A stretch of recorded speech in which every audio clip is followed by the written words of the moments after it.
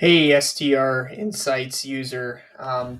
So glad you could stick around and you're exploring the tool. I hope you found some target markets that you really like and you're wanting to know a little bit more. And so, in this video, we're going to talk about how to find what I call sweet spots or kind of the best locations within each market. Because it's not just great that you found a cool market or even an ideal bedroom count within that market, but where should that property be that you're targeting, or that location be that's performing the best, so that you can maximize your returns?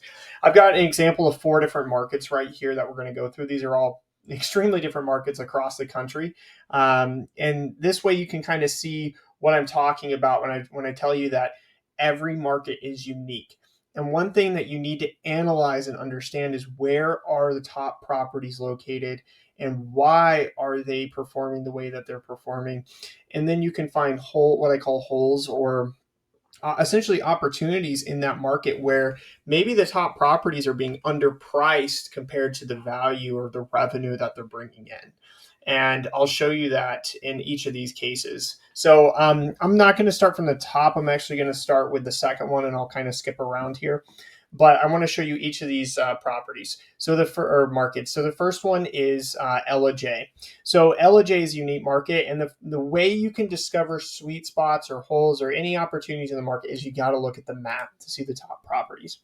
Okay, so in the map view, you'll see the table of the data here, which is great. However, I'm more focused on just the visual part. This is just a high-level visual aid, and you can dive into the numbers in a second. But we have the revenue percentiles here. So it's going to start at 90, but we can go up to 95, 80, all the way down to 50. But just leave that at 90 for right now. And you can even up it to 95 to be even more specific. But all you're going to do is you're just going to zoom in on the map here, and you're going to see what is there anything unique about where these top properties are located in LJ? So LJ, just so you know, is just south of Blue Ridge, Georgia, which is a mountainous region. So a lot of cabin style homes and properties in this area. So what is unique about LJ? Well, you would expect that, or not just LJ, but these properties, because these are the top properties. You would expect that they would have mountain views.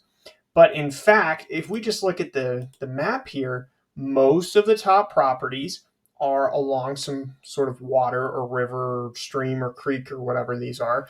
And in this area, I mean, there are some properties that, off over here that are not necessarily on the water. They might have great views, or they might just be performing well. But the majority of them, there's a commonality, there's a correlation of, hey, we're on the water and we're performing the best. And so what that tells me is that maybe I shouldn't be necessarily having to target properties with a great view in LJ, but maybe I should be targeting or looking at properties on the water in LJ. And the same is actually true about Blue Ridge if you go and study that market as well. And so by simply just looking at where the top properties are in this market, I now know where to target. So let's go back, and I'm going to take a look. I'm going to go to, let's do more locational.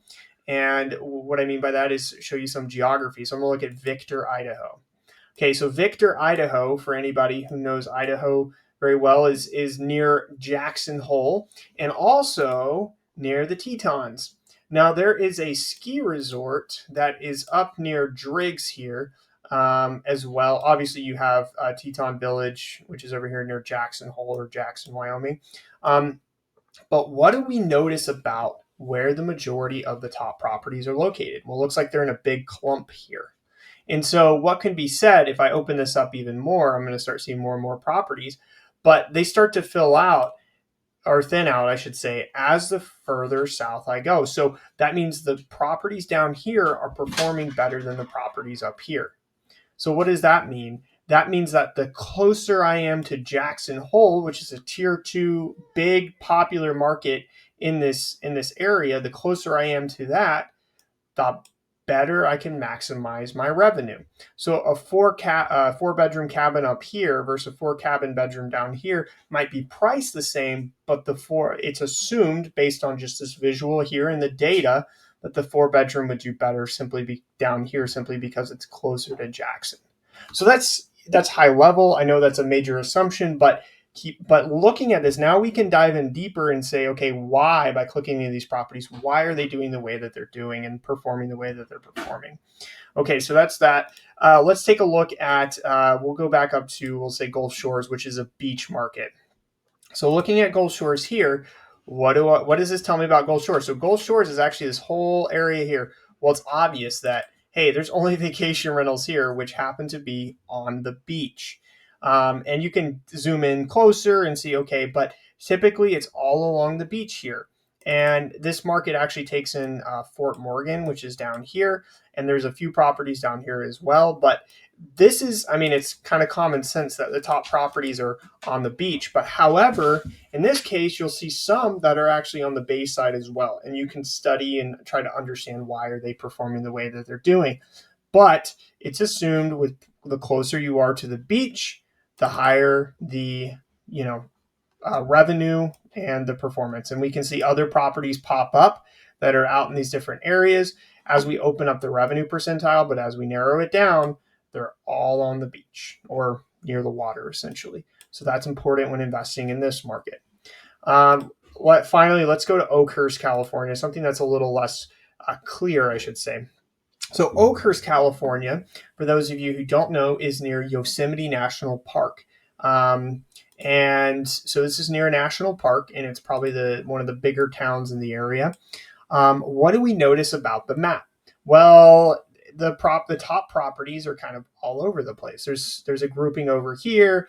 Maybe you could say they're somewhat near the highway. You can't really gain that much. So the next thing you want to do is start actually looking and clicking into the properties to study why are they performing the way that they are. So I've clicked into a couple here to kind of make sure that the point is clear. But if we look at it, if we're just looking at pictures here, okay, so this property is really nice. It has a view. I can click through the pictures. Let's take a look at this one. Okay, a luxury mountain estate. That is definitely an estate. If we dive in deeper, we've got this property. If I scroll down, wow, it's got really nice views as well. It's got the hot tub. And then look at this A-frame cabin. This is a smaller property, but it's really, I guess, sleek and modern and updated. And so what I can tell from that is that it looks like the top properties, one, they most likely have views, and two, they're very modern or sleek or just luxurious in terms of, comparing the mountain estate and the A-frame there.